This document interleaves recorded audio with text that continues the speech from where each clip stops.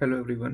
Pre से पहले कई बार होता है कि रिवीजन करना काफ़ी डिफ़िकल्ट हो जाता है, तो ये ऑडियो फॉर्मेट में भी आप इस सीरीज़ को सुन सकते हैं।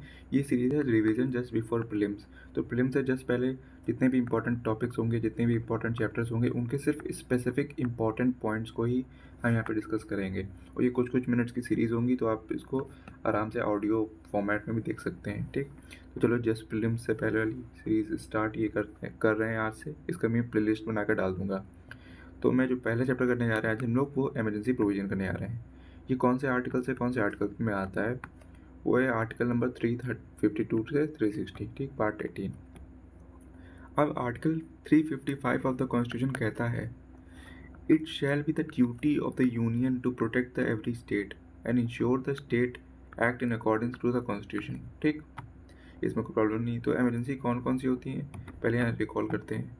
पहली होती है नेशनल इमरजेंसी, कौन से आर्टिकल से कौन से आर्टिकल में? सेकेंडली प्रेसिडेंट रूल, और थर्डली हमारी फाइनेंशियल इमरजेंसी। रिकॉल कर लिया। तो जो नेशनल इमरजेंसी है वो होती है आर्टिकल नंबर 352।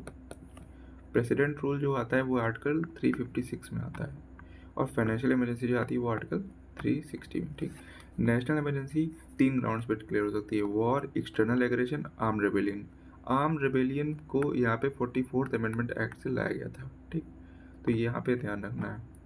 प्रेसिडेंट रूल में ऑन कॉन्स्टिट्यूशन मशीनरी की फेलियर पे होती है। फाइनेंशियल इमरजेंसी आपको पता है, फाइनेंशियल की बात होगी। तो पहले हम पढ़ते हैं नेशनल इमरजेंसी। ठीक, तो ग्राउंड इसमें लिखे हुए डिक्लेरेशन के कौन से? War, external aggression, arm rebellion. ये ऐड किया गया था 44th अमेंडमेंट एक्ट से। तो ये एक इंपॉर्टेंट पॉइंट पहला हमारा हो गया है। इसको हम लोग लास्ट में भी एक बार रिवाइज कर लेंगे वीडियो खत्म होने पे। ठीक, सेकेंड है can declare emergency can even before the actual occurrence. ठीक है, तो एक्चुअल ऑकरेंस से पहले भी हम जो इमरजेंसी है उसको क्या कर सकते हैं? इन्वोक कर सकते हैं, डिक्लेयर कर सकते हैं। ठीक है, डिफरेंट प्रोक्लेमेशन भी दे सकते हैं। ज़रूरी नहीं है कि नेशनल इमरजेंसी को डिक्लेयर करें, हम अलग अलग प्रोक्लेमेशन भी दे सकते हैं कि एक्सटर्नल वॉर के कंटेक्स्ट में दी गई है, कि एक्सटर्नल एग्रेशन में कंटेक्स्ट में दी गई है। और इस बात को different proclamation for different emergency, ये आवाज़ जो है 38th अमेंडमेंट एक्ट से लाई गई थी। ठीक है, तो अब तक हमने 2 अमेंडमेंट एक्ट पढ़े हैं यहाँ से, 44th, ठीक, और सेकेंड है हमारा 38th। ठीक, चलिए फिर देखते हैं, फिर डिक्लेरेशन की बात करते हैं। तो प्रीवियसली इंदिरा गांधी के टाइम पे 38th अमेंडमेंट एक्ट जो आया था, ठीक है, इसने परव्यू ऑफ जुडिशियल रिव्यू हटा दिया था।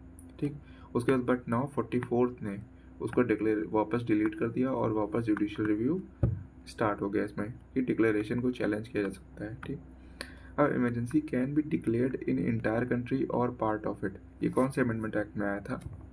ये आया था 42nd अमेंडमेंट एक्ट में से। ठीक, तो उसके बाद फिर अब एग्जैक्टली इस टाइम पर डिक्लेरेशन कैसी थी?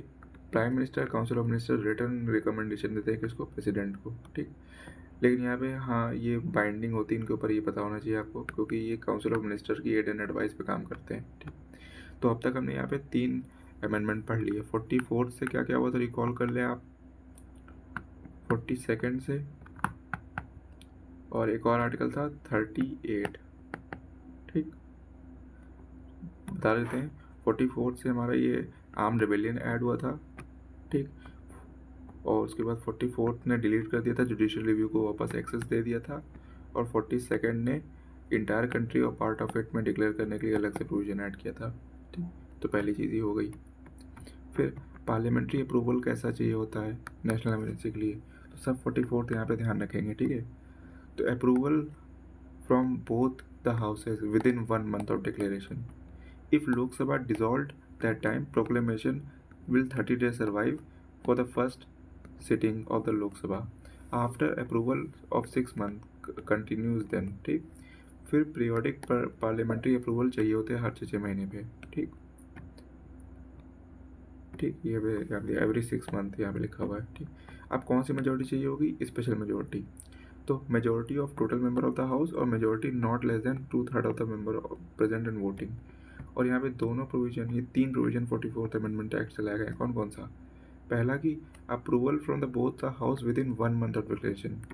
इसको 1 month कर दिया था डिक्लेरेशन के, 1 month में इसको दोनों हाउस से अप्रूवल मिलना चाहिए।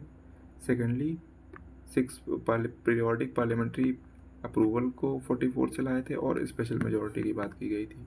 ठीक, तो ये हमारा नेशनल इमरजेंसी हो गया। ठीक है, अब आगे हम लोग देखेंगे अगले वीडियो में इफ़ेक्ट्स ऑफ नेशनल इमरजेंसी और उसके और आगे। ठीक।